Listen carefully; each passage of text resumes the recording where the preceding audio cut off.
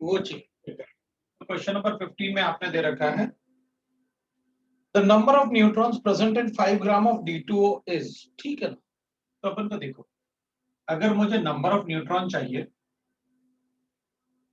है ना, तो फिर नंबर ऑफ मुझे मॉलिक्यूल्स चाहिए ऑफ D2। अगर मुझे नंबर ऑफ मॉलिक्यूल चाहिए तो मुझे number of moles of D2O चाहिए,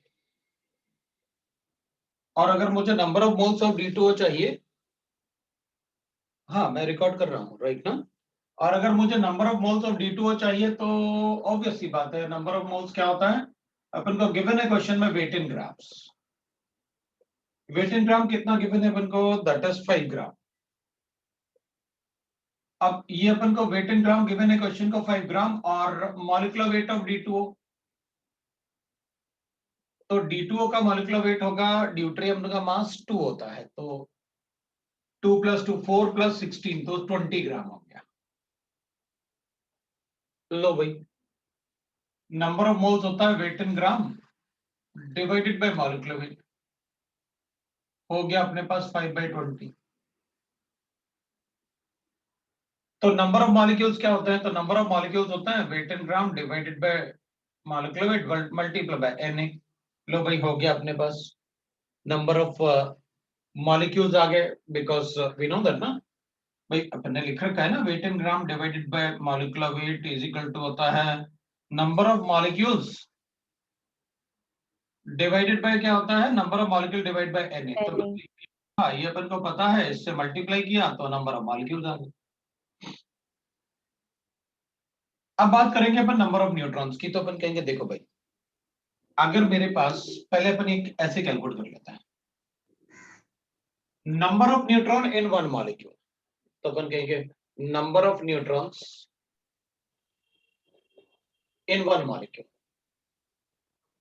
तो अपन कहेंगे डी में ना एक न्यूट्रॉन होता है, 2 डी हो गए, न्यूट्रॉन हो गया, और इसमें 8 न्यूट्रॉन होता है। टोटल कितने न्यूट्रॉन हो गए, 10 तो you बनने का भाई देख, एक मॉलिक्यूल में 10 न्यूट्रॉन्स है, तो अगर मेरे पास 2 मॉलिक्यूल होते तो अपन कहते हैं so 20 20 neutrons. बोलते हैं ना अपन। तो मेरे पास ना नंबर ऑफ मॉलिक्यूल्स गिवन है, मेरे पास इतने मॉलिक्यूल्स हैं, और एक मॉलिक्यूल में कितने न्यूट्रॉन है, 10, तो टोटल न्यूट्रॉन कितने हो जाएंगे, इसका 10 टाइम हो जाएगा। चलो कर देते हैं फिर, 5/20 × Na, ये तो हो गया अपने पास क्या, मॉलिक्यूल्स, और मल्टीप्लाई बाय 10, एक मॉलिक्यूल में 10 होते हैं, तो इतने मॉलिक्यूल्स में कितने होंगे, 10 टाइम्स हो जाएंगे। ये लो भाई हो गया, आपका क्वेश्चन सॉल्व हो गया। 2.5 Na आ रहा है,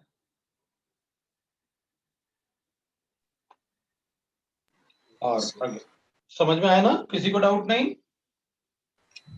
ठीक है भाई। सर सब्जेक्टिव सर सब्जेक्टिव का 11th वाला चलेगा चलेगा, एक बार अपन ऐसे करते हैं ना, एक बार तुम लोग मुझे बता ही दो कि मतलब कौन कौन से मुझे बताने हैं सब्जेक्ट में, है ना। जैसे तुमने कहा 11th वाला, तो बताओ भाई 11th वाला हो गया, फिर और क्या बताना है, 17th वन, 17th वाला, ठीक है, और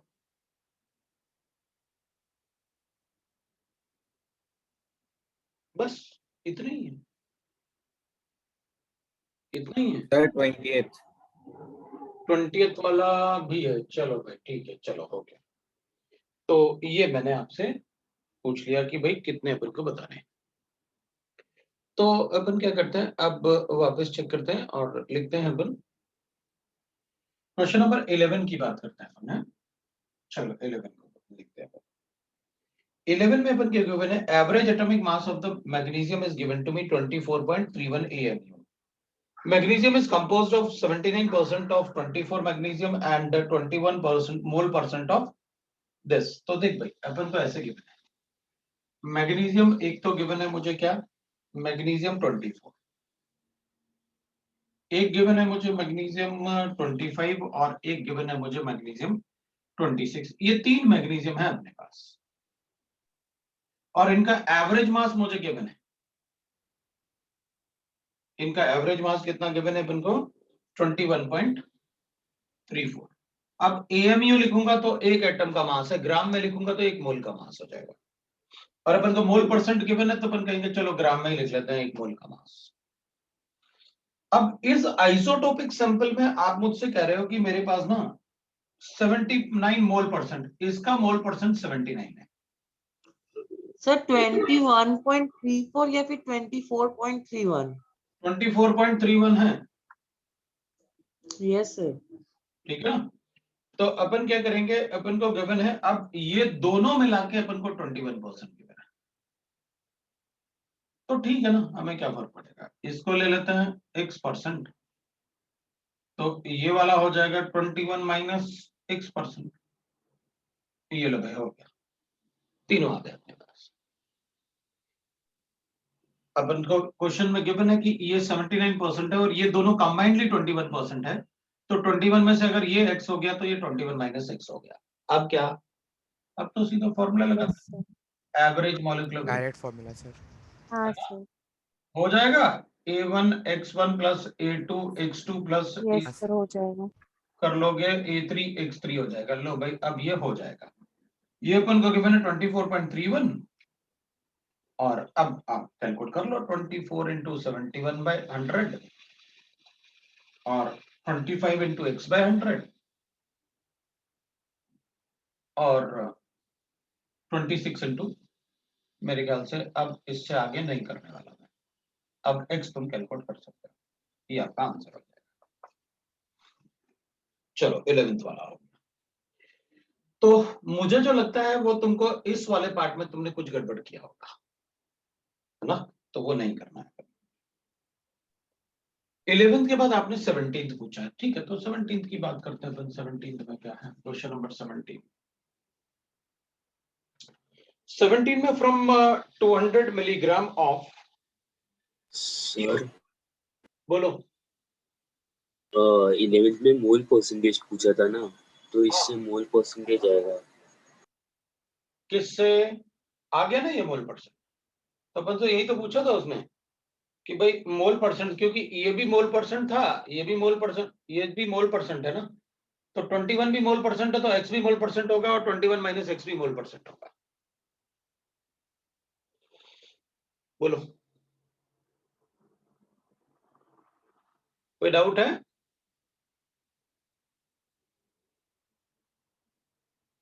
हाँ जी, किसी ने पूछा था ना वो, तो किसी को डाउट है अब?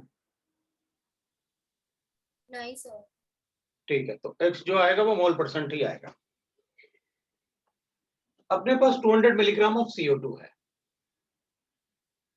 ठीक है भाई, और आप कह रहे हैं टैंक के पास 21 मॉलिक्यूल्स आर रिमूव्ड, माइनस करो,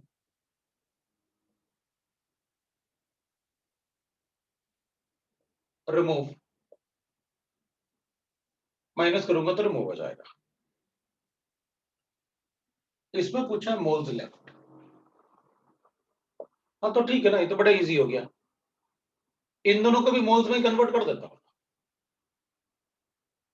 मोल्स इनिशियली जो गिवन है minus moles removed is equal two moles left, और 200 मिलीग्राम से मोल्स कैलकुलेट करना आता है मुझे। 200 मिलीग्राम है तो 10 की पावर -3 कर लेता हूं तो ग्राम आ जाएगा। -3 क्यों, मल्टीप्लाई करोगे, डिवाइड बाई करना पड़ेगा, तो ग्राम हो गया भाई, 200 मिलीग्राम है ना, क्योंकि अपन को एक बात पता है कि मोल्स कैलकुलेट करने के लिए मुझे वेट इन ग्राम चाहिए और मॉलिक्यूलर वेट चाहिए। अब वेट को तो ग्राम में चाहिए ना अपन को, यस हाँ डिवाइड सर। बाय CO2 है तो 44 कर देता हूं, तो लो भाई मोल्स आ गए, इतने इनिशियली मोल्स हैं आपके पास। और हमें पता है कि भाई सर आपने आपका, ऊपर वो मल्टीप्लाई किया है, 200 इंटू लिखा है क्या? हाँ सर इंटू कैसे होगा? Into 10 to the gram power gram -3 होगा, -3 होगा ना सर? -3। कम होगा ना, डिवाइड होगा ना 10⁻³ हाँ से, तो 10 डिवाइड ही बाई तो 3 किया। से। अच्छा डिवाइड हाँ हाँ सर, ठीक है ठीक है मल्टीप्लाई पर किया ना सर। -3 आएगा ना। ठीक है, मतलब मुझे तो ये पता था कि भाई 0.2 आ रहा है। 0.2 होगा सर। हाँ वही हाँ वही सर। वही वही 0.2 आ रहा है, मल्टीप्लाई करूंगा तो बहुत ज्यादा हो जाएगा वो तो, राइट राइट राइट, वो तो छोटा हो जाएगा, मिलीग्राम के कितना अपन को, सो वी गेट दैट है। अब अपन कहेंगे 10 की पावर 21 मॉलिक्यूल्स गिवन है, तो डिवाइड कर दो Na से। लो भाई इतना मोल्स रिमूव कर दिया, लो बच गया मोल्स, हो गया। किसी को डाउट है तो बोलो,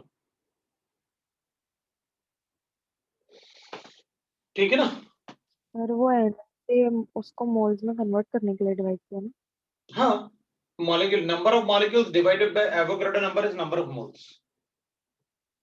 एक्चुअली उसने अपन से पूछा था मोल्स लेफ्ट बताओ, तो अपन ने कहा ठीक है ना, एक बार वेट से मोल कैलकुलेट कर लेते हैं, तो टोटल मोल्स आ गए और माइनस कर रहा है वो इतने मोल्स, मोल्स से ही माइनस कर देते हैं मॉलिक्यूल्स को रिमूव करने के बजाय। तो कितने, इतने मोल्स, इतने मॉलिक्यूल्स है तो उतने मॉलिक्यूल्स में कितने मोल्स होंगे, ये मोल्स रिमूव्ड हो गए। तो अपन ने पूरे क्वेश्चन मोल्स में कैलकुलेट कर लिया। अपन ने एक बार moles weight upon molecular weight से कैलकुलेट कर लिया, वेट गिवन था। अब एक बार मोल्स अपन ने number of molecules divide by Na से कैलकुलेट कर लिया। तो डिफरेंस लेंगे तो मोल्स लेफ्ट आ जाएगा ना, इतने मोल्स थे मेरे पास 200 मिलीग्राम में, नंबर ऑफ मॉलिक्यूल्स में इतने मोल्स थे, और दोनों का डिफरेंस लेंगे तो अपन को मोल्स लेफ्ट पता चल जाएगा। किसी को डाउट है तो बोलो।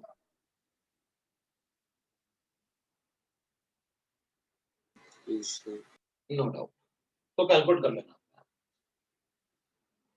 बोलो तो मैं कैलकुलेट कर देता हूँ, मुझे कोई प्रॉब्लम। हाँ सर कर दो। कर लोगे? ठीक है।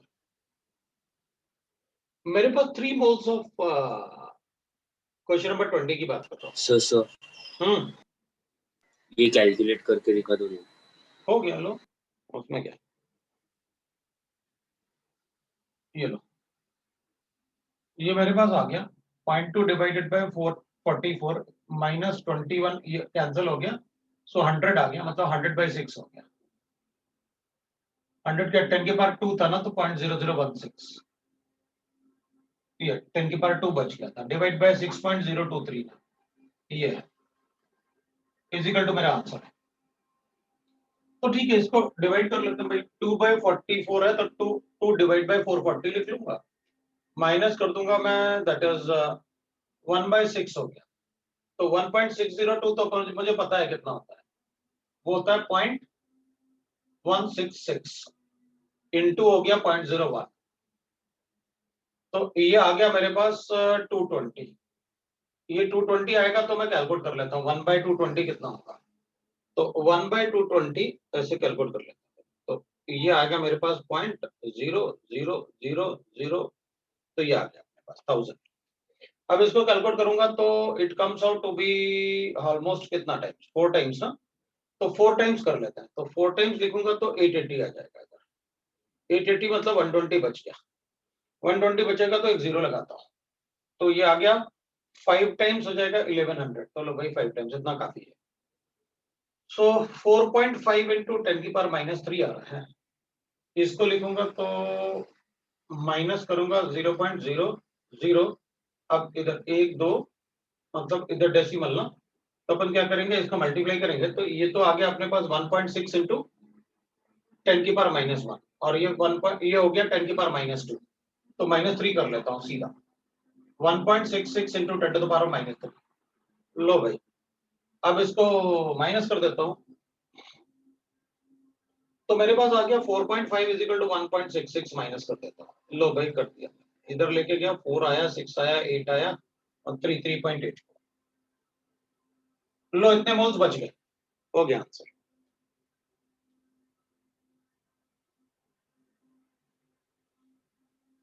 बोलो।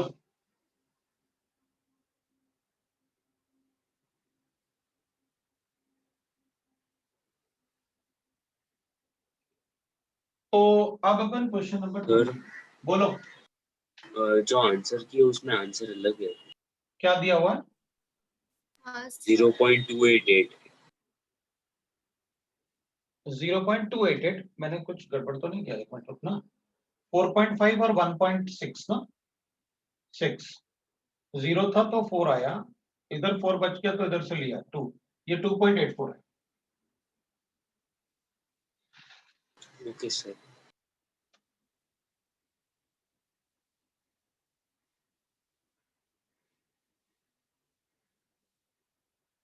ये 2.84 आ रहा है मेरा, वो 3 लिखा मैंने, 3 गलत होगा वो। तो एक तो ये आ गया। अब अपन 20th की बात करते हैं। 20th में मेरे पास MgSO4 है 0.7H2O है। All the oxygen atoms are taken out, ठीक है भाई। 1 mole of MgSO4.7H2O have 11 O atom। भाई 7 यहां से हो गए और 4 यहां से हो गए। ये मेरे पास 3 मोल्स है, तो 3 मोल्स 33 ऑक्सीजन एटम, ठीक है। अब मेरे पास उसने कहा कि 3 मोल्स ऑफ MgSO4 में, इसके 3 मोल्स हैं अपने पास। 3 मोल्स ऑफ MgSO4 में जितने ऑक्सीजन एटम है ना, उससे आप ओजोन बना लो। ओजोन मतलब होता है O3। So 3 oxygen atom is present in 1 mole of ozone, है ना? 1 mole of ozone. So 3 oxygen atom present in 1 molecule of ozone. भाई एक मॉलिक्यूल में 3 ऑक्सीजन एटम है। So 3 मोल्स अगर लिखूंगा, ऑक्सीजन एटम लिख लो आप, इसी को 3 मोल्स कर दो, present in 1 mole of O3। तो मेरे पास 33 मोल्स हैं। 1 मोल में 33 मोल्स ऑफ एटम, 1 मोल में 11, तो 3 मोल्स में 33 मोल्स ऑफ एटम। तो 33 मोल्स में कितने moles of 33 moles of oxygen atom से अपन इसको 11 मोल्स ऑफ O3 बना लेंगे। लो भाई, मोल्स ऑफ O3 आ गया आपके पास 11 मोल्स।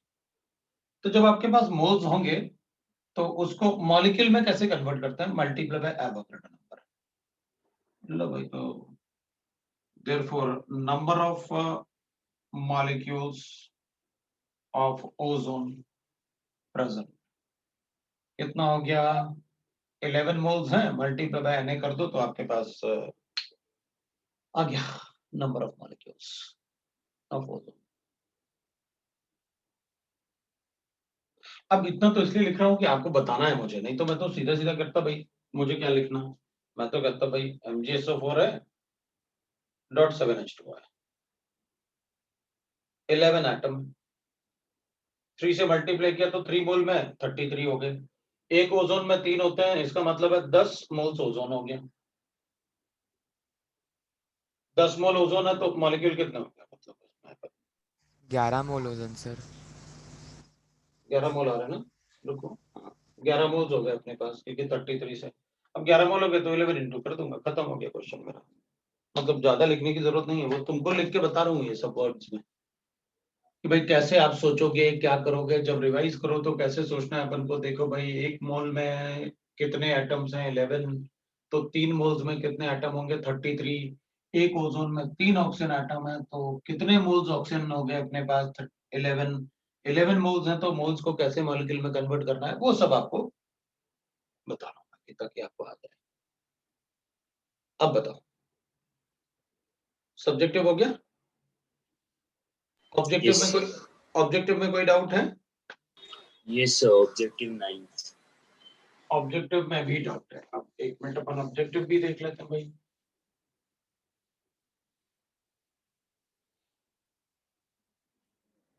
तो ऑब्जेक्टिव में डाउट है आपको, कौन सा वाला ऑब्जेक्टिव? 9th one. 9 और 7th 7th है, 27th है? 7th ठीक है, और बताओ। 24 ठीक है, 24।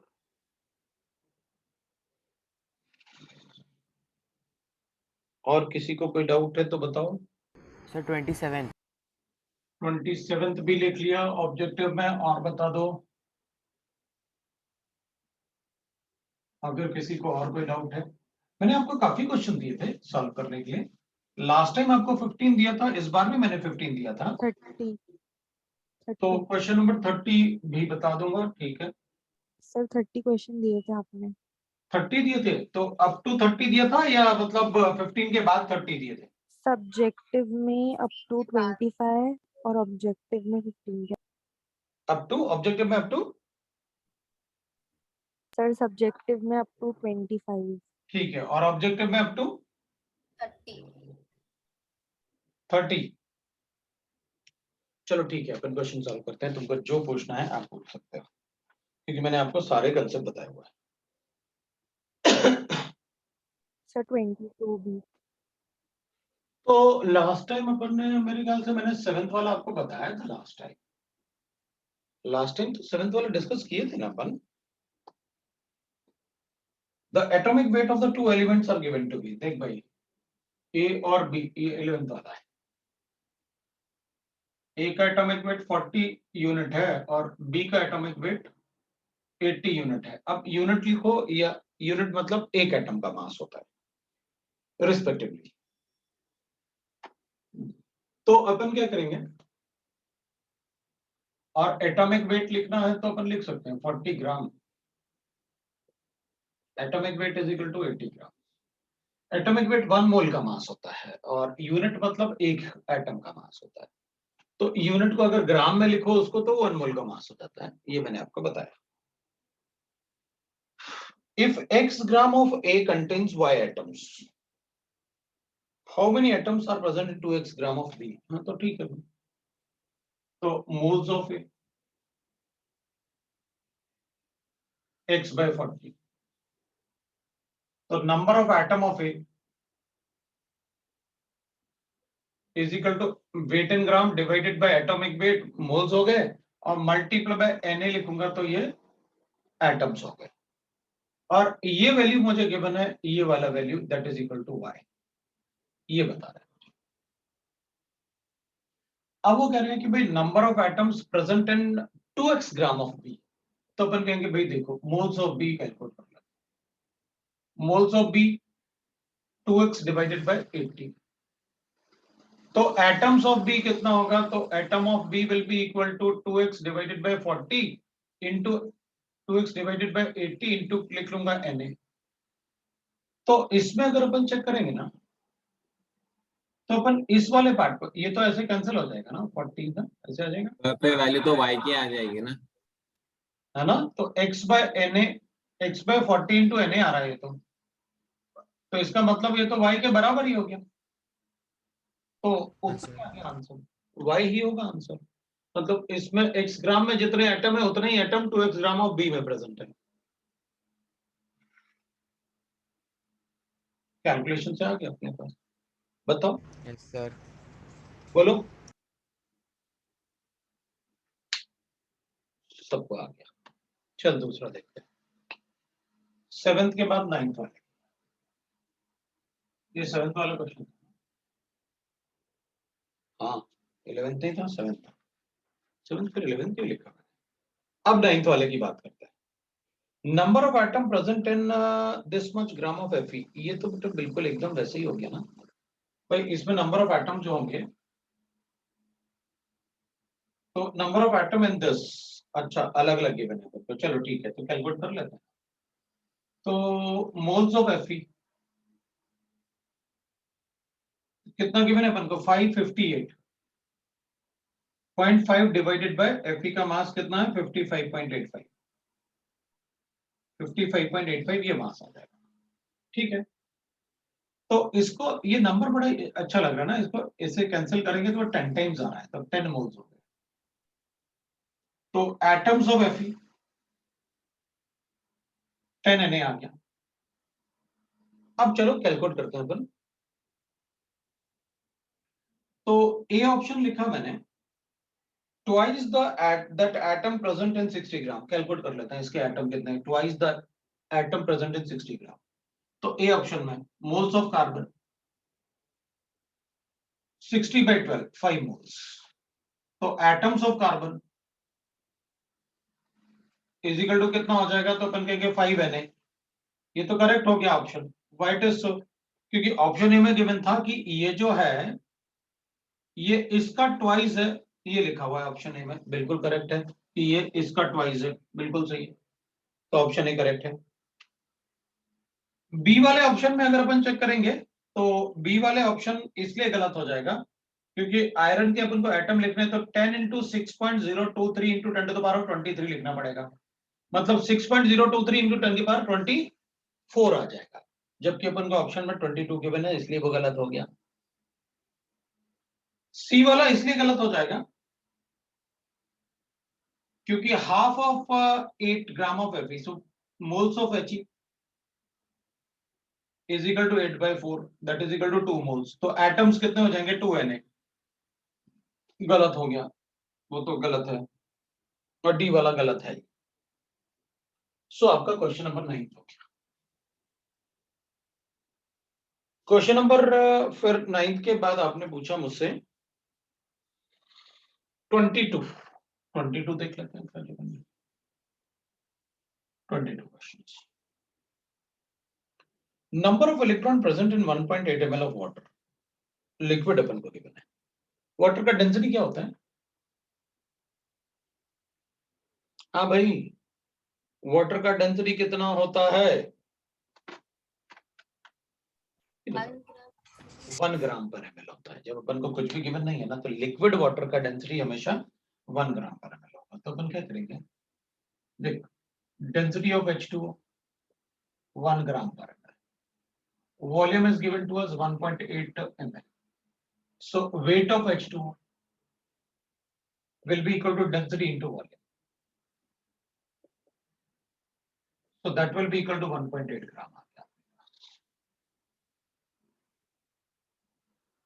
1.8 ग्राम आ गया, तो moles of H2O, moles of H2O is equal to 1.8 divided by 18, that is atomic weight। मोल्स कैसे कैलकुलेट करेंगे, weight in gram divided by atomic मास।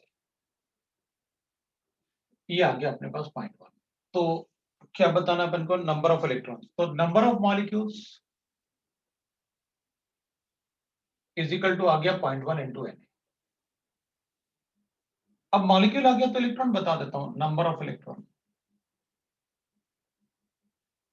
तो अपन कहेंगे पहले ये कैलकुलेट कर लेते हैं कि एक मॉलिक्यूल में कितने इलेक्ट्रॉन है, क्योंकि मेरे पास टोटल नंबर ऑफ मॉलिक्यूल्स है, तो एक मॉलिक्यूल में जितने इलेक्ट्रॉन्स होंगे उससे इसको मल्टीप्लाई कर देंगे। हाइड्रोजन में 1 इलेक्ट्रॉन होता है, एक और हाइड्रोजन में 1 इलेक्ट्रॉन हो गया, और ऑक्सीजन में 8 इलेक्ट्रॉन है, 10 से मल्टीप्लाई कर देंगे। सो 0.1 इंटू Na, और एक मॉलिक्यूल में 10 इलेक्ट्रॉन है, तो इतना गिवन मॉलिक्यूल्स में कितने इलेक्ट्रॉन्स होंगे उसका 10 टाइम्स। बड़ा अच्छा, ये तो Na के बराबर ही आ गया, 6.023 into 10 to the power 23 answer हो गया। बताओ भाई, अब क्वेश्चन नंबर 24 भी पूछा। A sample of ammonium phosphate contains this much moles of hydrogen atom. Calculate the number of moles of oxygen atom present in the sample. चलो ठीक है, वैसे इस टाइप के क्वेश्चन अपन ने क्लास में किए हुआ है। अभी देख, अमोनियम फॉस्फेट गिवन है अपन को, तो NH4 whole thrice PO4 given है, तो इसमें 3.18 मोल्स गिवन है अपन को, क्या, हाइड्रोजन एटम। तो अपन क्या करेंगे, इसमें हाइड्रोजन एटम तो अपन को 3 4 जो 12 दिख रहे हैं, 12 हाइड्रोजन एटम है इसमें। तो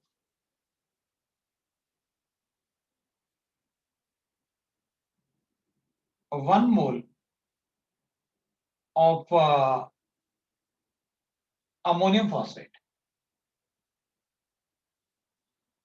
contain 12 moles of hydrogen atom, mole of H atom, है ना। 1 मोल में कितने मोल्स H atom है, 12 मोल्स ऑफ H atom है। Yes sir. तो अपन क्या करेंगे, इसको इस टाइप से सॉल्व कर देंगे। अपन कहेंगे देखो भाई, इसको थोड़ा मतलब रिवर्स वे में लिख लेते हैं अपन कैसे 12 mole of hydrogen atom is present in 1 mole of ammonium phosphate.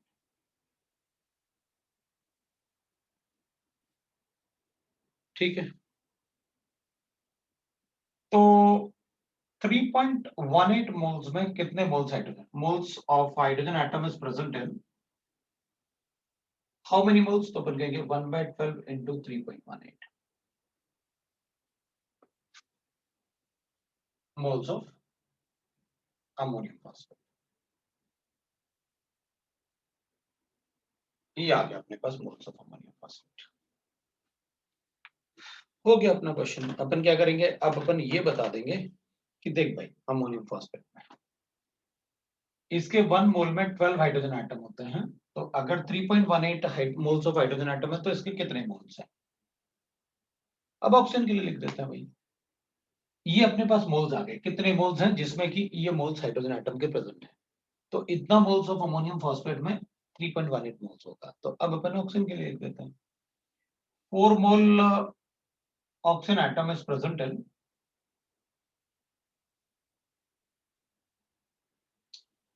या ऐसे ही लिख देते हैं जैसे अपन ने ये लिख लिया था 1 mole of ammonium phosphate contain 4 mole of oxygen atom. तो अगर 1 मोल होता तो होता ना 4 मोल ऑक्सीजन एटम, अपने पास नंबर ऑफ मोल्स तो इसके कितने हैं 3.18, तो 3.18 divide by 12 moles of ammonium phosphate contain how many moles, तो अपन लिखेंगे 4/1 into 3.18 divided by 12। लो भाई अपना आंसर आ गया, that will be equal to 1.06 ना, ये 3 से डिवाइड हो गया ना, यस सर। तो 3 आ गया अपने पास 1.06। ये भाई आंसर आ गया। तो ये क्वेश्चन नंबर 24 है आपका। अब 27 की बात करते हैं। मतलब अपन ने सारी चीजें आप देखोगे तो इसमें ऐसा कुछ भी नहीं होगा जो अपन ने क्लास में नहीं पढ़ा होगा, सब कुछ अपन ने क्लास में पढ़ा।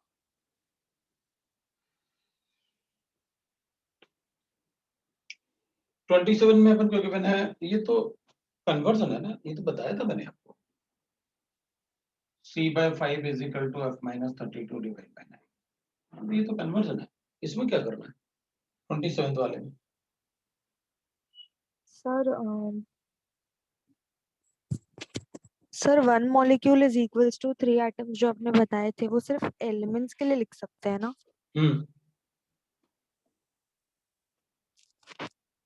कंपाउंड्स के लिए नहीं लिख सकते ना।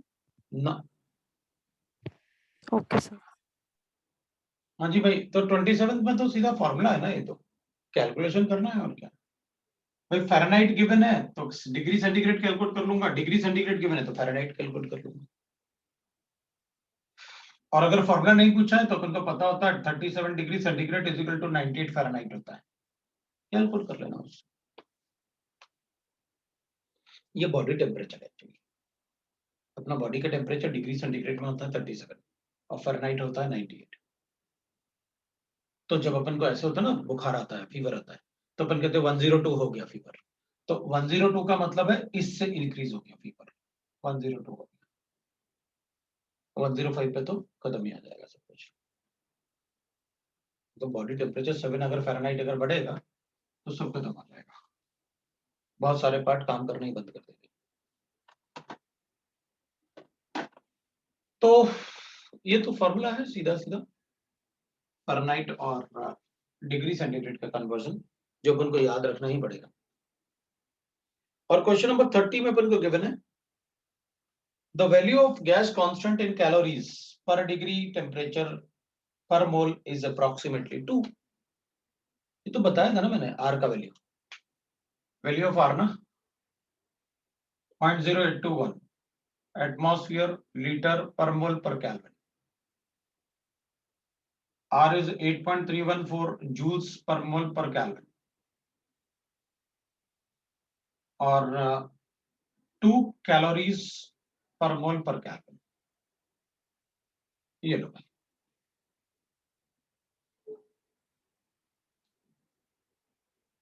कैलोरीज में। तो ये तो एक स्टैंडर्ड डाटा है जो हमें पहले से पता रहेगा। अब आपका होमवर्क है ऑब्जेक्टिव में अप टू 60, सब्जेक्टिव में तो मैंने 25 तक पहले ही दिया था, और आज आपको अपना शीट भी मिल जाएगा, मतलब ये सारा पार्ट आपको मिल भी जाएगा आज। जैसे मैंने देखा था तुम्हारे बैच में था कि भाई अपना मटेरियल जो है वो आप कलेक्ट कर सकते हैं फ्रॉम 12 to 6। तो आप जाके मतलब ये शीट वगैरह डीपीपीस वगैरह वो सब कलेक्ट कर सकते हैं सेंटर से, ठीक है ना, तो वो कलेक्ट कर। तो अब आपका क्वेश्चन जो होगा वो मतलब इसका होमवर्क जो है वो अप टू क्वेश्चन नंबर 60 हो जाएगा पूरा, ठीक है, अप टू क्वेश्चन नंबर 60 ये हो जाएगा भाई। अब आगे बढ़ते हैं। तो ये तो था आपका, ठीक है, बेसिक इंट्रोडक्शन टू केमिस्ट्री। अब अपन आज चैप्टर शुरू करेंगे, और वेरी फर्स्ट चैप्टर जो अपन को शुरू करना है वो है एटॉमिक स्ट्रक्चर।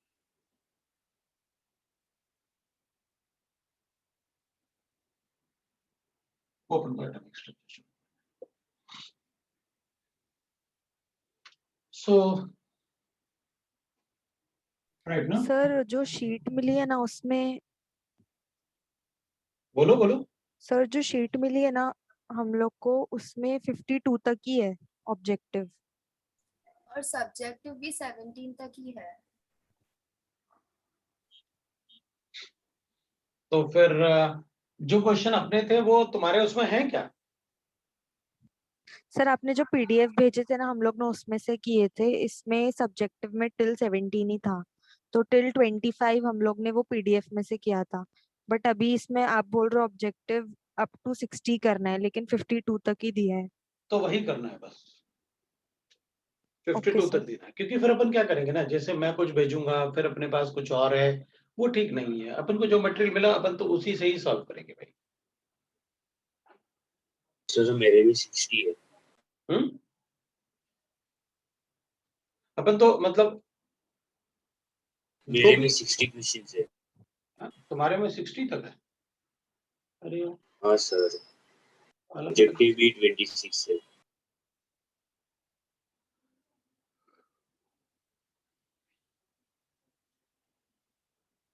चलो मैं पूछता हूँ ऐसा क्यों अलग अलग क्यों गया है, पूछ लूंगा, ठीक है, क्योंकि वो ऐसे भी कुछ हो सकता है ना, मेंस के बैच और एडवांस के बैच वो अलग अलग हो सकते हैं, ऐसे भी हो सकता है। तो क्योंकि वो बैचेस सेपरेट हो जाएंगे ना फिर बाद में, अभी मतलब कुछ दिन बाद में बैचेस सेपरेट हो जाएंगे, मेंस वाला अलग हो जाएगा, एडवांस वाला अलग हो जाएगा। तो मेंस वालों को मेंस वाले का मटेरियल मिलता है और एडवांस वालों को एडवांस वालों का मटेरियल मिलता है। तो मैं ठीक है कुछ चेक करता हूँ, ऐसे पूछ लेता हूँ, और फिर अकॉर्डिंग टू दैट अपन डिस्कस कर लेंगे, हैं, उसके हिसाब से फिर अपन डिस्कस करेंगे। तो कोई बात नहीं, जिसके पास जो मटेरियल है उसी मटेरियल से मैं डिस्कस करूंगा, आप चिंता मत करो, और जो मटेरियल आपको मिला है वही मटेरियल आपको सॉल्व करना है। एटॉमिक स्ट्रक्चर की बात करते हैं, हैं? तो वही आपको सारा मतलब जो भी आपको मटेरियल मिला है हार्ड कॉपी वो सारा सॉल्व करना है। तो एटॉमिक स्ट्रक्चर में अपन को जो एटॉमिक स्ट्रक्चर चैप्टर होगा ना उसमें अपन को पढ़ना है development of structure of atoms. तो अपन पढ़ेंगे development of structure of atoms,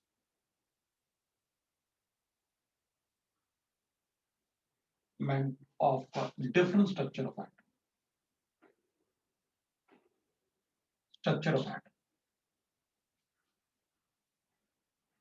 तो एटॉमिक स्ट्रक्चर में अपन को यही पढ़ना है कि भाई अलग अलग स्ट्रक्चर्स जो कैसे कैसे, वेरी फर्स्ट स्ट्रक्चर क्या था, फिर सेकंड स्ट्रक्चर क्या था, थर्ड स्ट्रक्चर क्या है, और जनरली थोड़ा सा लेटेस्ट स्ट्रक्चर के बारे में भी अपन डिस्कस करेंगे। बट वो सब पढ़ने के लिए, स्ट्रक्चर पढ़ने के लिए अपन को बहुत सारा एक्स्ट्रा पार्ट भी पढ़ना होता है। जिनसे क्वेश्चंस फ्रेम होते हैं, ऑब्वियसली बात है।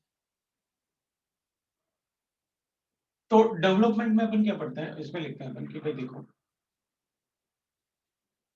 जैसे अपन लिखेंगे मतलब एक तो अपन को पता है what is Dalton atomic theory, atomic theory. वैसे तो कोई क्वेश्चन नहीं पूछता है इस पे, लेकिन एक बार अपन को थोड़ा पता होना चाहिए what is Dalton atomic theory. According to Dalton, that is atoms, right? No, the smallest indivisible particle of matter. Atom is the smallest indivisible particle of matter. So atom को उसने कहा कि भाई वो जो atoms होते हैं, they are smallest indivisible particle of matter, that is called atoms. Smallest indivisible particle.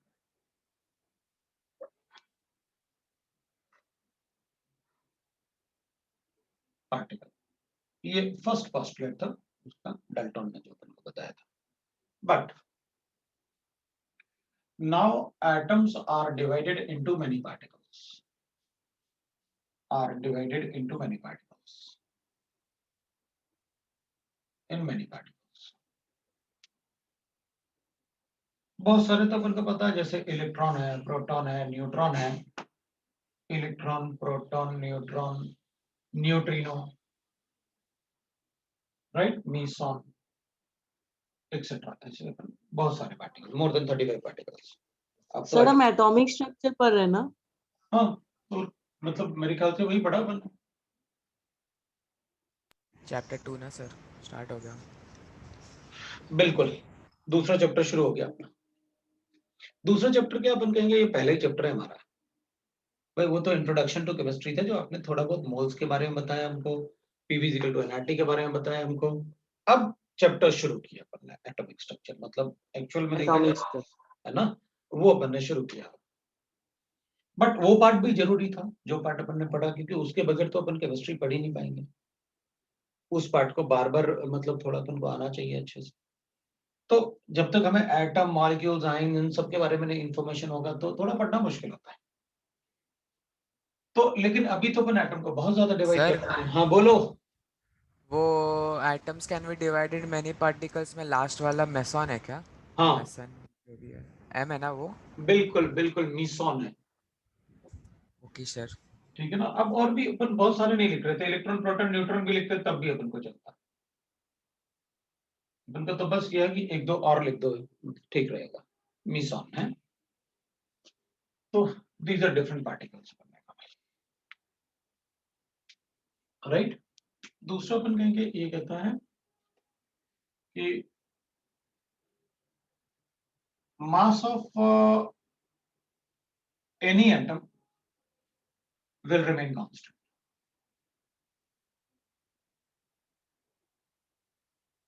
But isotopes have different mass. Different mass.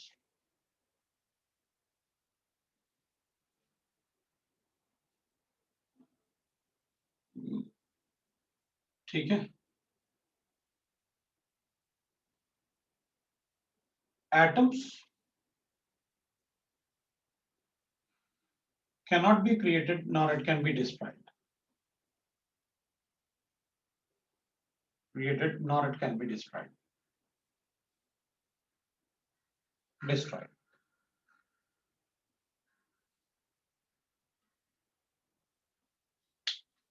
है ना। तो एटम को हम क्रिएट और डिस्ट्रॉय नहीं कर सकते, वो फॉलो करेंगे कंजर्वेशन लॉ, वो बिल्कुल सही है। But atoms can be converted from one element to another. So atom of one element can be converted into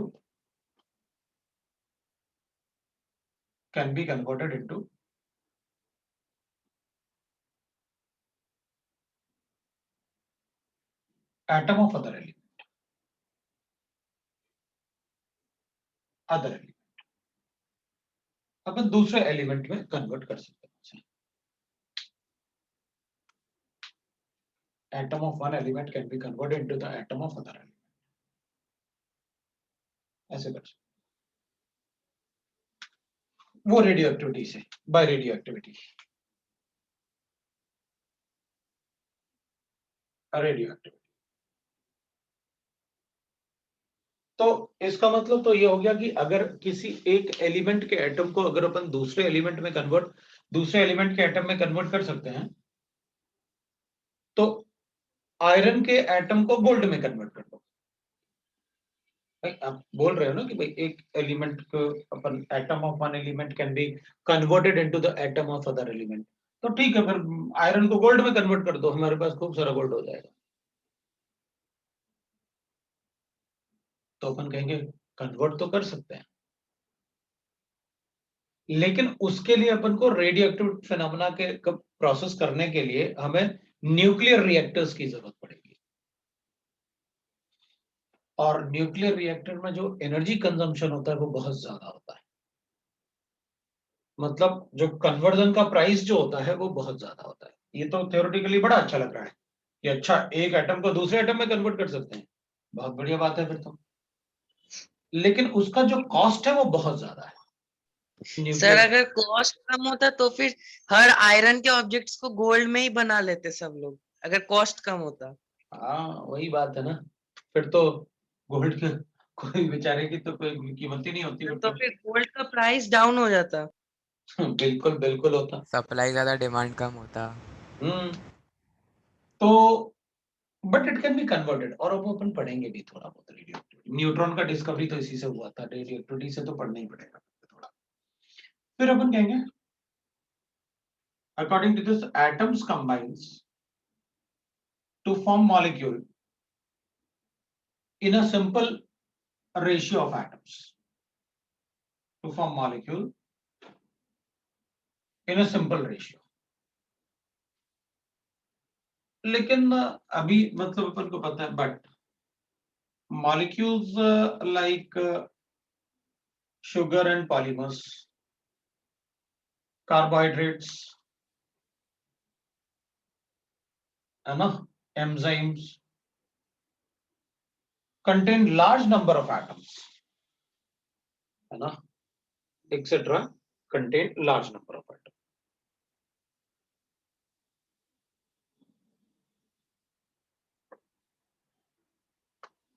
contain large number of atoms। तो ये मतलब फिर सिंपल फॉर्मूला तो नहीं हुआ। इवन शुगर को भी अपन लिखेंगे तो sugar is what, C22H C11H22O11, काफी ज्यादा हो जाता है, ये हो जाएगा शुगर का फॉर्मूला। तो अब ये सिंपल रेशियो तो नहीं है, तो बहुत बड़ा रेशियो। भाई सिंपल रेशियो मतलब जैसे H2O हो गया 2:1, CO2 हो गया 1:2। लेकिन बड़े बड़े मॉलिक्यूल्स में ऐसा नहीं था, उसने छोटे मॉलिक्यूल्स के लिए तो सही कहा था डाल्टन, है ना। So these are few postulates of Dalton जो अपन को पता होना चाहिए। फिर अपन लिखेंगे fundamental particles of atom, fundamental particle of atom,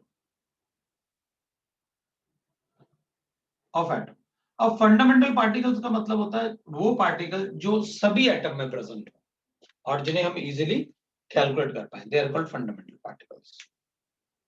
are electron, proton and neutron,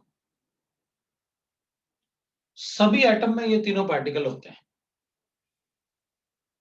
accept hydrogen. Hydrogen is the only element जिसमें न्यूट्रॉन नहीं होता, बाकी 100% जितने भी होते हैं हाइड्रोजन को छोड़ के बाकी सभी में ये तीनों होते ही होते हैं।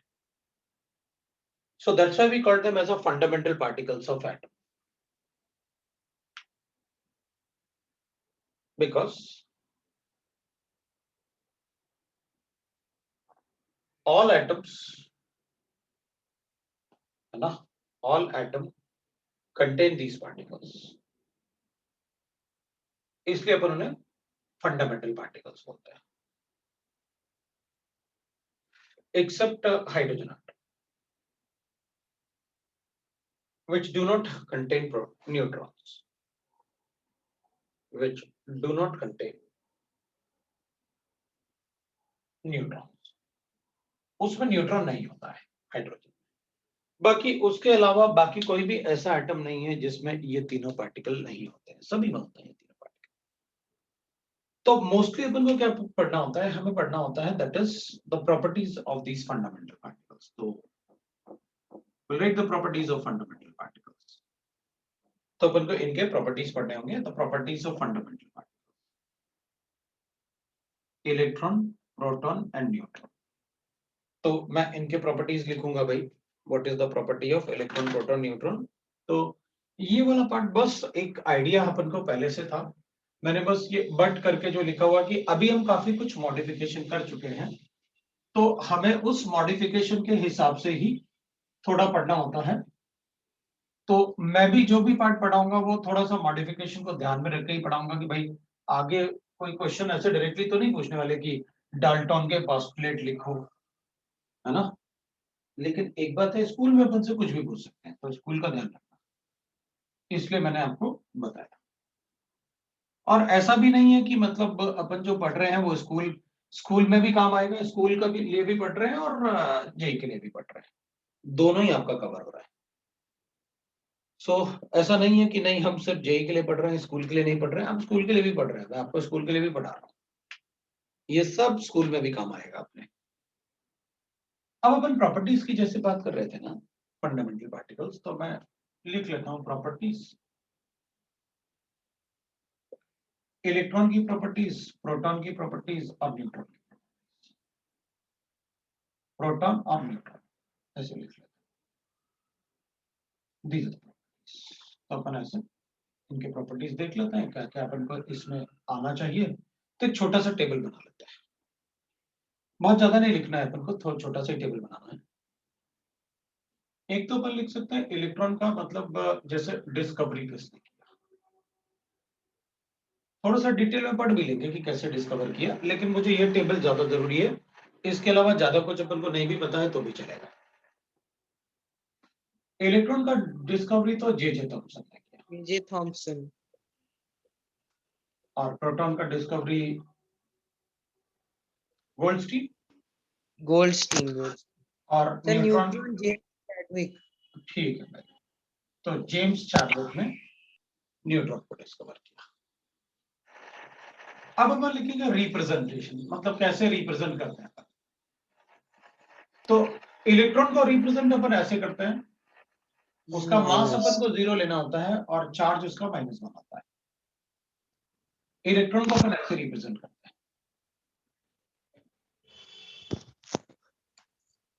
प्रोटॉन को अपन ऐसे रिप्रेजेंट करेंगे या फिर ऐसे रिप्रेजेंट करेंगे, क्योंकि हाइड्रोजन को अपन प्रोटॉन बोलते हैं, तो दोनों में से कुछ भी लिख सकते हैं आप।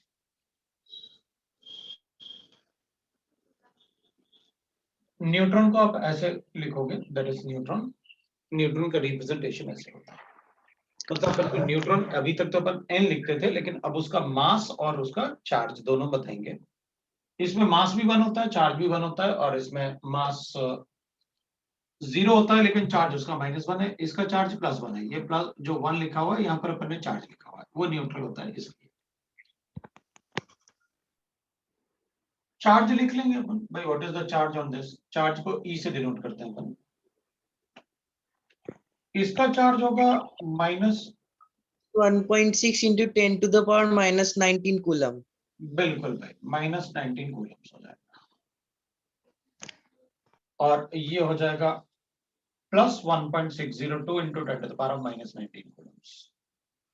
दोनों का चार्ज एक जैसा है, बस साइन का डिफरेंस है, और ये साइन जो होता है वो कैलकुलेशन में इन्वॉल्व नहीं होता कभी। मतलब जब भी आप इलेक्ट्रॉन का चार्ज किसी कैलकुलेशन में लिखोगे तो नेगेटिव साइन वहां नहीं लिखना होता है, ये न्यूट्रल होता है, चार्ज 0। सर तो वो इसका मतलब प्लस माइनस बस एक कन्वेंशन है ये बताने के लिए कि दोनों का चार्ज एक दूसरे से अलग है। बस कि ये नेगेटिवली चार्ज होता है, ये पॉजिटिवली चार्ज होता है, लेकिन दोनों का मैग्नीट्यूड जो है, वैल्यू जो है, वो एक जैसी होती है। फोर्थ, इन सब का मास, तो मास ऑफ इलेक्ट्रॉन का मास जो होता है वो होता है 9.1 into 10 to the power of -31 kg, proton का मास होता है 1.672 into 10 to the power minus 27 kg और न्यूट्रॉन का मास होता है 1.675 into 10 to the power minus 27 kg।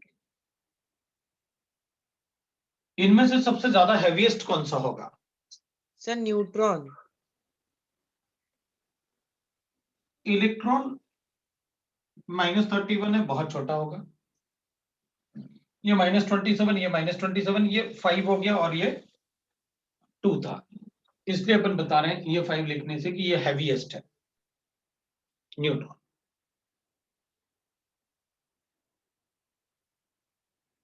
अपन का चार्ज बाय मास रेशियो या स्पेसिफिक चार्ज रेशियो भी बोलते हैं अपन उसे। सो रेशियो लिखने वाला हूं मैं, ratio of E by M। ये होता है charge by mass ratio. E by M लिखूंगा तो ठीक है ना, 1.602 into 10 to the power minus 19 divided by, मुझे लिखना है 9.1 into 10 to the power minus 31। लिख लेंगे, कोई प्रॉब्लम नहीं। ये कूलम है और पर केजी में लिख दूंगा। कैलकुलेशन करना है तो करके बता देंगे।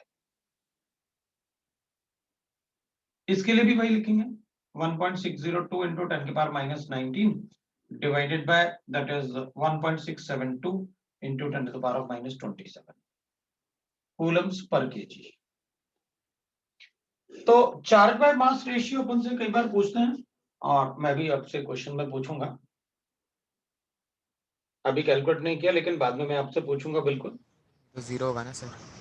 हाँ बिल्कुल, इसका 0 हो जाएगा, इसका चार्ज बाय मास रेशियो 0 हो जाएगा। ये 27 लेके लिखेंगे अपन ऐसे, उसका चार्ज 0 है और मास तो है, तो चार्ज बाय मास अगर अपन को लिखना है तो ऐसे लिखेंगे। तो इनको सॉल्व करके अपन बता सकते हैं what will be the charge by mass ratio.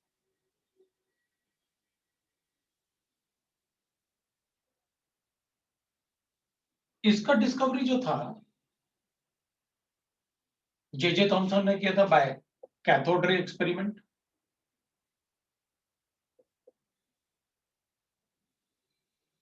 ये बाय एनोड रे एक्सपेरिमेंट,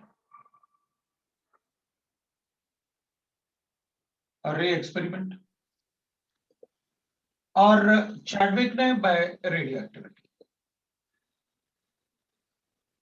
उसने रेडियो एक्टिविटी यूज करके बताया था हाउ दे आर। उस रेडियो एक्टिविटी में अल्फा पार्टिकल को यूज करके एक न्यूक्लियस में बॉम्बार्ड करवाया था जिससे न्यूट्रॉन निकला था।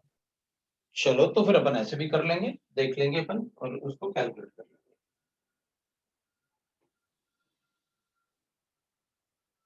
ठीक है सर वो ratio of E by M होना चाहिए। हाँ, तो E बाय M रेशियो लिखा ना अपन ने,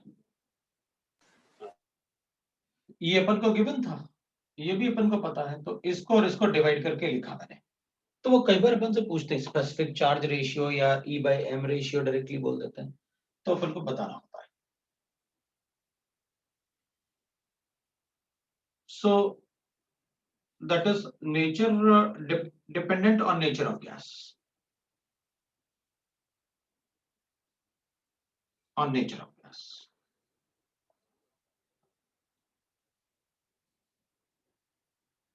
Nature of gas. So अपन कहेंगे जो यहां पर कैथोड रेज होते हैं ना, मतलब इलेक्ट्रॉन का जो nature, electrons are cathode rays या cathode rays are electrons. So cathode rays are independent of nature of gas, they are independent of nature of gas, nature of gas. Anode rays depends on the nature of gas, depends on nature of gas. Sir but कैसे depend sir कैसे depend करता है? कैसे depend करता है? तो cathode rays होंगे तो अपन को पता चलेगा, जब अपन को ये पता चले कि भाई कैथोड रेज हैं क्या, तभी बता पाएंगे अपन की कैसे डिपेंड करेगा, नहीं तो कैसे बताएंगे बताओ, फिर तो नहीं बता पाएंगे, नहीं तो, है ना। तो अब ये 6th वाले पॉइंट के लिए अपन को थोड़ा डिस्कवरी पढ़ना पड़ेगा इनका, क्योंकि वो कैसे depend on nature of gas, कैसे होगा independent of nature of gas, तो उसमें थोड़ा सा पार्ट में डिस्कस करूंगा, वरना डिस्कवरी से कोई क्वेश्चन तो पूछता नहीं है, हमें सिर्फ यही टेबल की जरूरत पड़ती है, टेबल से अपने सारे क्वेश्चन सॉल्व हो जाते हैं। लेकिन ये 6th वाला पॉइंट जो है उसमें अपन को थोड़ा सा चेक करना पड़ेगा। तो मैं 6th वाले पॉइंट के लिए थोड़ा डिस्कवरी पढ़ लेते हैं कि what is the discovery, how the discovery of electron is and what are the nature of electron. आप एक बार देख लो, इसको लिख लो।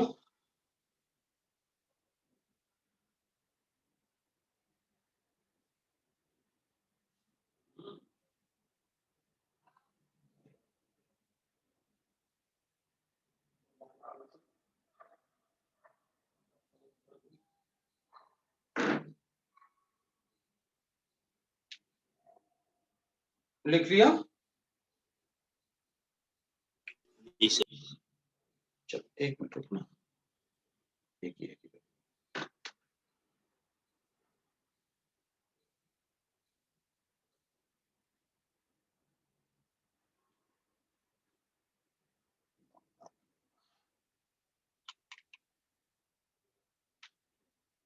सर ये क्या लिखा है, dependence on nature of gas ना? हाँ, तो इस पार्ट को पढ़ने के लिए ना कि dependent on nature of gas कैसे होगा, वो dependent on nature of gas, उसके लिए अपन डिस्कवरी पढ़ेंगे। तो ये तुमने लिख लिया, अपन थोड़ा सा डिस्कवरी पढ़ते हैं। सर एक मिनट। ठीक है, थोड़ा जल्दी करो।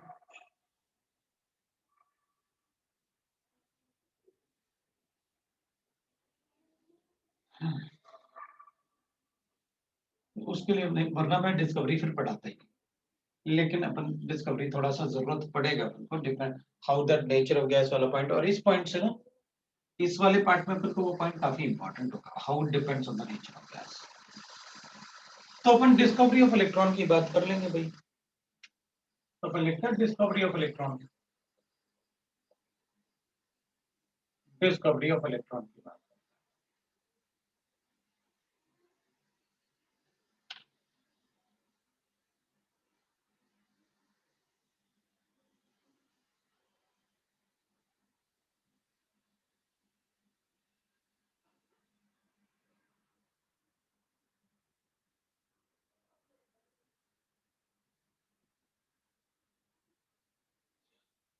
तो by J Thomson, by his cathode experiment. तो अपन एक बार देख लेते हैं भाई, पहले तो अपन को एक्सपेरिमेंटल सेटअप देख लेते हैं भाई, कैसे उसने एक्सपेरिमेंट किया और कैसे बताया कि उसमें इलेक्ट्रॉन है। तो चलो देखते हैं। तो उसने क्या किया, एक ग्लास ट्यूब ले लिया, एक ऐसे ग्लास ट्यूब ले लिया, और ग्लास ट्यूब को, दिस इज अ ग्लास, ठीक है, अपन लिख लेते हैं this is a glass tube. और इस ग्लास ट्यूब में अपन ने ऐसे कैथोड और एनोड ना इलेक्ट्रोड्स लगाए अपन ने ऐसे। अब इलेक्ट्रोड्स लगाने के बाद अपन कहेंगे ठीक है, ये इलेक्ट्रोड्स लगाया तो इसमें बैटरी लगाएंगे अपन, और बैटरी लगा के अपन बता देंगे। और जब अपन कोई बैटरी लगाएंगे तो जो छोटा वाला टर्मिनल होता है वो हमेशा नेगेटिव एंड होता है, और जो बड़ा वाला टर्मिनल होता है वो हमेशा पॉजिटिव एंड होता है। तो अपन कहेंगे ठीक है भाई, इसमें ना अपन बता देंगे, और इसमें पहले अपन को इसमें एयर नहीं होना चाहिए, इसलिए अपन इसमें वैक्यूम जनरेट कर लेंगे। तो इसमें अपन ने वैक्यूम बना लिया भाई, इससे एयर पूरा बाहर निकाल दिया, वैक्यूम बना दिया। एयर बाहर निकालने के बाद मैं इसमें H2 गैस रखूंगा। So H2 gas at low pressure, at low pressure है, एट लो प्रेशर। अभी लो प्रेशर का मतलब है 10 की power -2 to 10 to the power of -4 atmosphere, इतना लो प्रेशर होना चाहिए। और ये नेगेटिव इलेक्ट्रोड है तो ये कैथोड हो गया, कैथोड इज नेगेटिवली चार्ज, और ये पॉजिटिव इलेक्ट्रोड है तो इस तरफ एनोड हो गया। जो बैटरी है अपने पास, इस बैटरी में मैं पोटेंशियल यूज करूंगा, दैट इज अराउंड 20,000 वोल्ट्स, या 10,000 तो मिनिमम होना चाहिए, बहुत ज्यादा मतलब हाई वोल्टेज होता है वो। और हाइड्रोजन गैस लिया इसलिए अपन को कोई प्रॉब्लम नहीं। तो हाइड्रोजन गैस जो इसके अंदर होगा, अब ये तो एक्सपेरिमेंटल सेटअप था उसका, अब अपन देखते हैं उसने किया क्या। When potential difference applied है, वोल्टेज लिखा हुआ है तो इट इज पोटेंशियल डिफरेंस, यहां से अपन बैटरी से चार्ज अप्लाई करने वाले हैं। So when potential is applied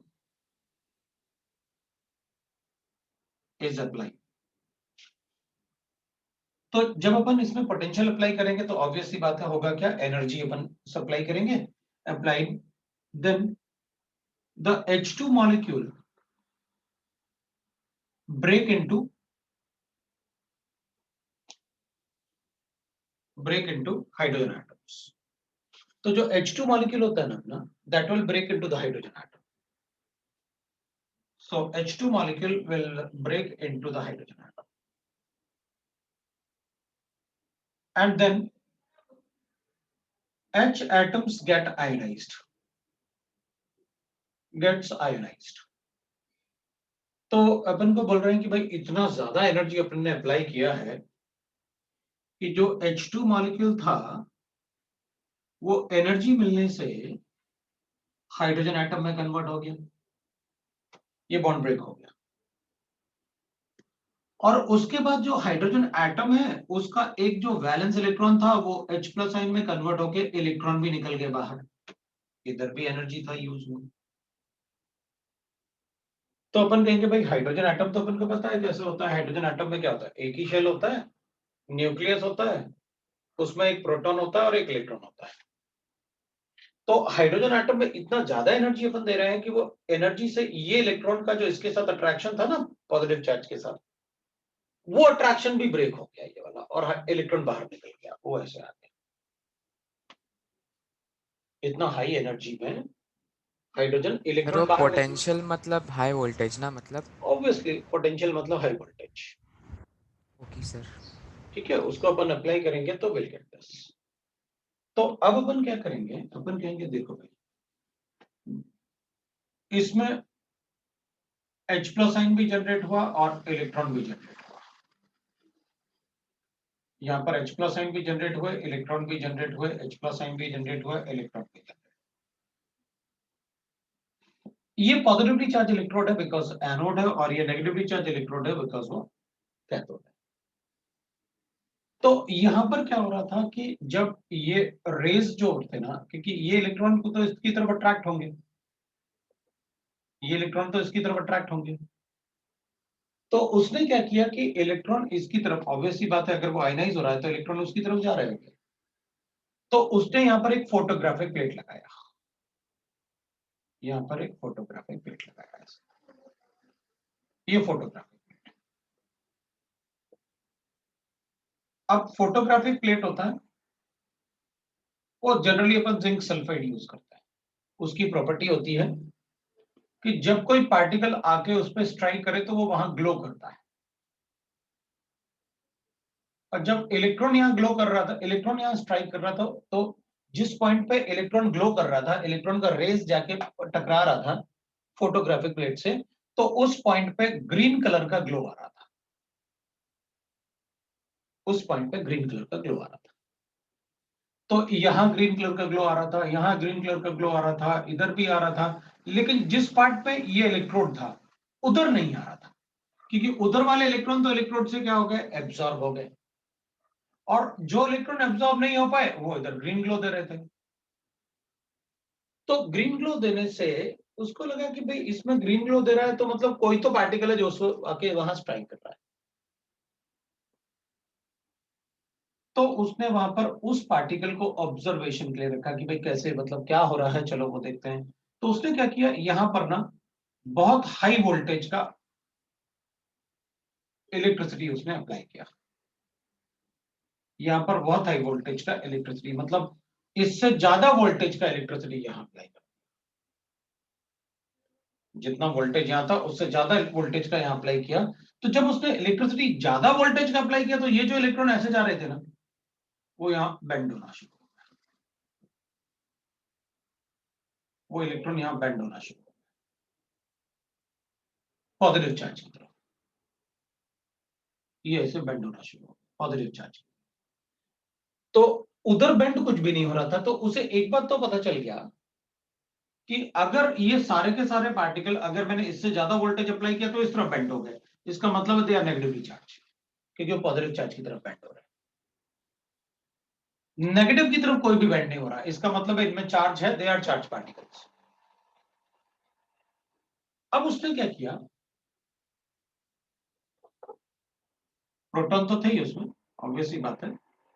उसने क्या किया, जो इलेक्ट्रॉन्स ऐसे रोटेट कर रहे थे ना, तो उसने क्या किया कि उन इलेक्ट्रॉन्स के पाथ में जो बीम थे ना, ये इलेक्ट्रिसिटी के बीम, अब एक पार्ट उसने चेक कर लिया कि भाई देखो, उसने अपने ऑब्जर्वेशन लिखना शुरू किया एक एक। उसने लिखा the velocity of rays is nearly the velocity of light, nearly velocity of light, but not equal to velocity of light. अपन ऐसे लिख सकते हैं 2 × 10⁸ मीटर पर सेकंड। काफी ज्यादा था, लेकिन लाइट के बराबर नहीं हो सकता, बिकॉज इलेक्ट्रॉन में मास होगा। किसी में अगर मास होगा तो उसका वेलोसिटी कभी लाइट के बराबर नहीं हो सकता। लाइट के बराबर वेलोसिटी तभी हो सकता है जब मासलेस पार्टिकल होगा, क्योंकि लाइट के फोटॉन्स मासलेस होते हैं। दूसरा उसने ऑब्जर्व किया कि व्हेन फोटोग्राफिक प्लेट इज, है ना, plate is applied, plate is used, we get a green glow on it। तो वो ग्रीन ग्लो मिल रहा था, तो अपन को पता था कि भाई इलेक्ट्रॉन्स के ग्लो है। Third, when external field is applied, external मतलब इसके अलावा एक हमने इलेक्ट्रिक फील्ड और अप्लाई किया, external electric field is applied, field is applied,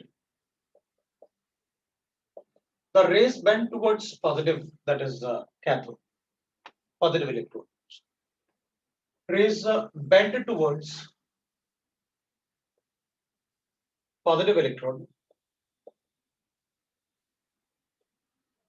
indicates that the rays are negatively charged, indicate that rays are negatively charged।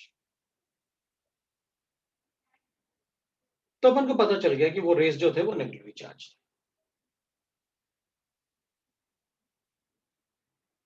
ठीक है, sir एक डाउट है बोलो। सर, उधर फर्स्ट पॉइंट में वेलोसिटी ऑफ लाइट 3 × 10⁸ होता है ना? हाँ, तो अपन ने नियरली लिखा, अपन ने थोड़ी कहा कि वेलोसिटी ऑफ लाइट के बराबर है। नियर कैसे हुआ? बहुत दूर हुआ ना वो तो। 10⁸ कम हुआ ना, तो सर नियरली कैसे हुआ? हाँ, तो ये ऐसे होता है लाइट की वेलोसिटी। हाँ सर, तो फिर अब आपने उधर वो नियरली कैसे हुआ? तो नियरली तो काफी हुआ, दूर हुआ ना। ये ऐसे हो गया ना, तो नियरली तो हो गया। ठीक है सर। अपन ने ये लिखा ना 2 × अपन ने 3 थोड़ी लिखा। 3 लिखते हाँ तो सर। अपन इक्वल टू बता देते ना। हाँ सर। ठीक है भाई।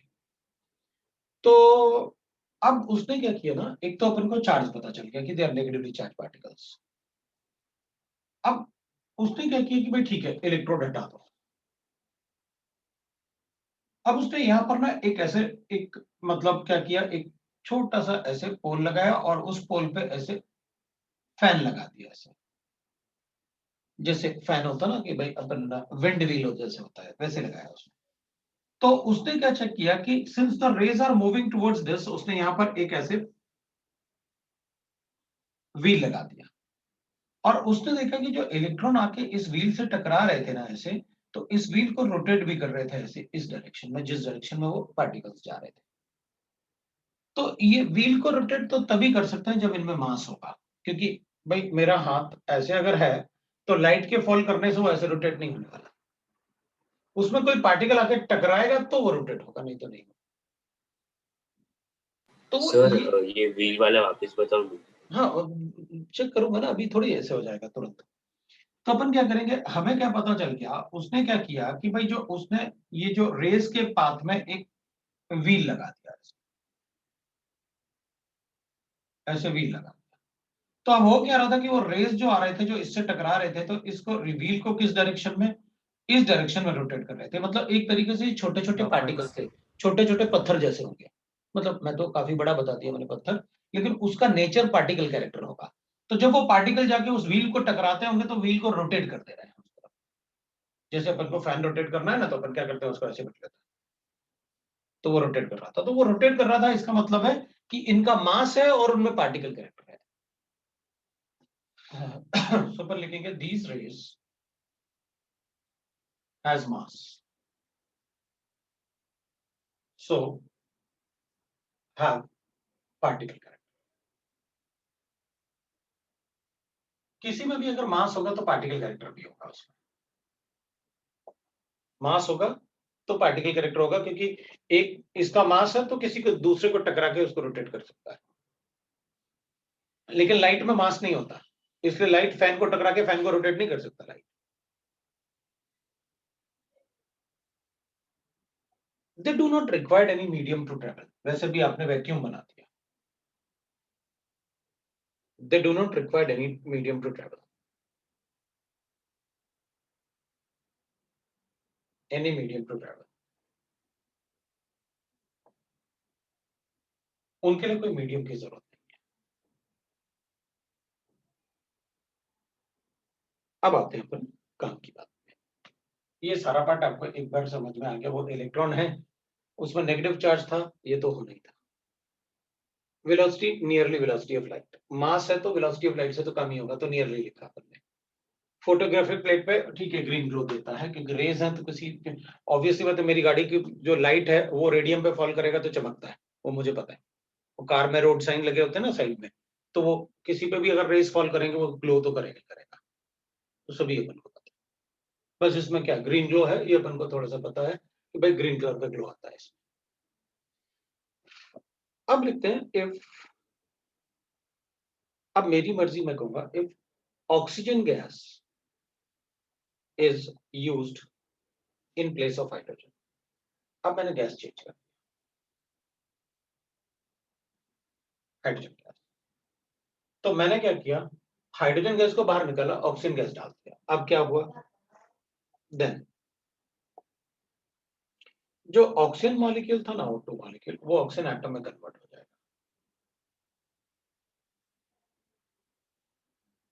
एनर्जी तो बहुत सारा है वहां पर, 10,000 सर वो वोल्ट किस में कन्वर्ट हो जाएगा? ऑक्सीजन एटम्स में। अच्छा। भाई जैसे यहाँ हाइड्रोजन मॉलिक्यूल हाइड्रोजन एटम में कन्वर्ट हुआ, तो यहाँ ऑक्सीजन मॉलिक्यूल ऑक्सीजन एटम में कन्वर्ट हो जाएगा। और ऑक्सीजन एटम के जो इलेक्ट्रॉन्स होंगे वैलेंस शेल में, वो भी एनर्जी लेके आयनाइज हो जाएंगे, मतलब इनको भी एनर्जी देंगे, तो जो लास्ट शेल में इलेक्ट्रॉन्स होते हैं वो बाहर निकल जाएंगे, तो O पॉजिटिव और इलेक्ट्रॉन मिल जाएगा।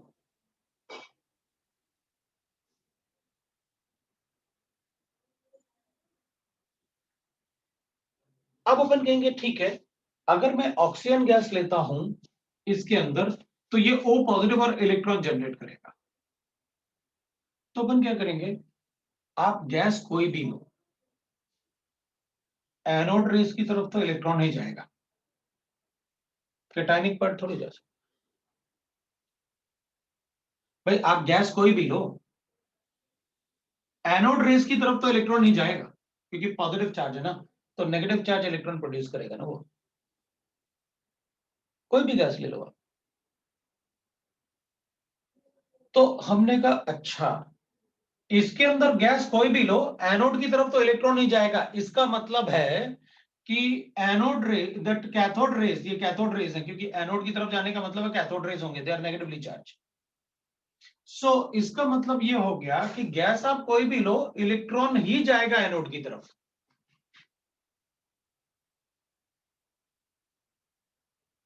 इसका मतलब है these rays are independent of nature of gas. आप गैस कोई भी लो, कैथोड रेस तो इलेक्ट्रॉन से ही बने होंगे, इसलिए अपन ने लिखा था these rays are independent of nature of gas. आप कोई भी गैस ले लो, कैथोड रेस तो इलेक्ट्रॉन ही होंगे।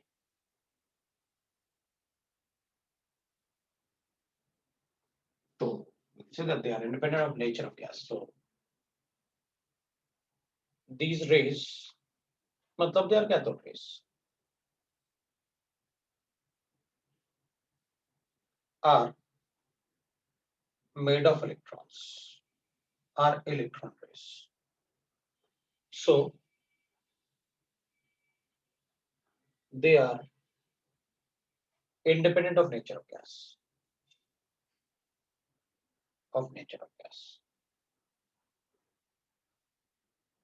तो आप कोई भी गैस ले लो, इलेक्ट्रॉन ही कैथोड रेज होगा, which will be traveling towards the anode. That's why I'm telling you भाई वो independent of nature of gas. तो डिपेंडेंट कैसे?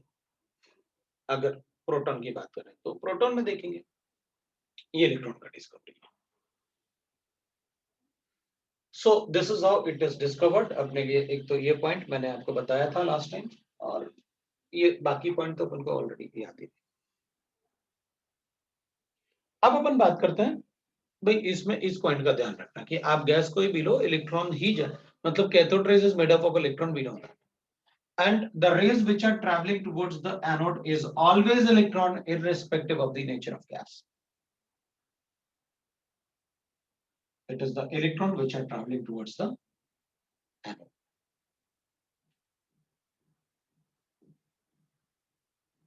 अब अपन डिस्कवरी ऑफ प्रोटॉन की बात कर सकते हैं. प्रोटॉन का डिस्कवरी लिखेंगे तो गोल्डस्टीन ने किया. गोल्डस्टीन ने इसमें थोड़ा सा मॉडिफिकेशन किया और इसी से सब कुछ बता दिया. पॉइंट 1 वही रहेगा, ऐसे अपन पॉइंट 1 2 3 वैसे लिख सकते हैं इसमें भी. तो इसमें थोड़ा सा मॉडिफिकेशन किया, तो चलो देखते हैं क्या मॉडिफिकेशन किया उसने. एक मिनट में टाइम देख लेता हूँ क्योंकि मेरी दूसरी क्लास भी है.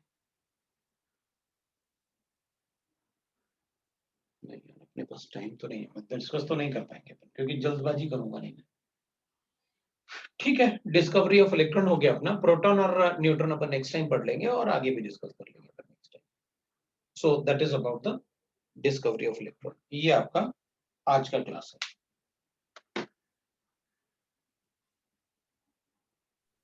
Thank you, sir. चलो.